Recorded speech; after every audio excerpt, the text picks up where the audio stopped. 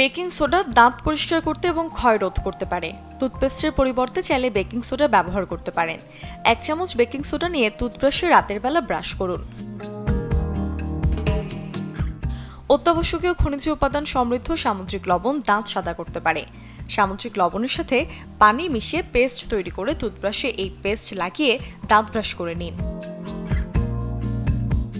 এছাড়াও নারিকেল তেল, তিলের তেল বা সূর্যমুখী তেল দাঁতে লাগিয়ে ঘষুন। 20 মিনিট রেখে মুখ ধুয়ে ফেলুন। এক গবেষণায় পাওয়া গেছে যে এই তেলগুলো দিয়ে দাঁত মাজলে দাঁতে প্লাক জমে না এবং জিঞ্জিভিটের সমস্যাও দূর হয়।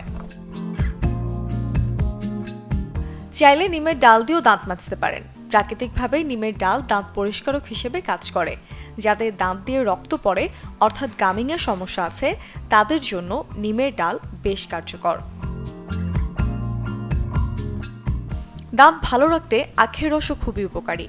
ক্যালসিয়াম এবং ফসফরাসের মতো খনিজ উপাদান দাঁত ক্ষয়ের হাত থেকে বাঁচায় এবং দুর্গন্ধযুক্ত নিঃশ্বাসের বিরুদ্ধে কাজ করে।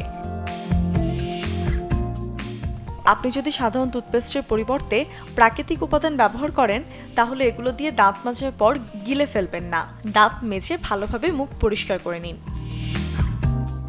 Desk report, channel 24।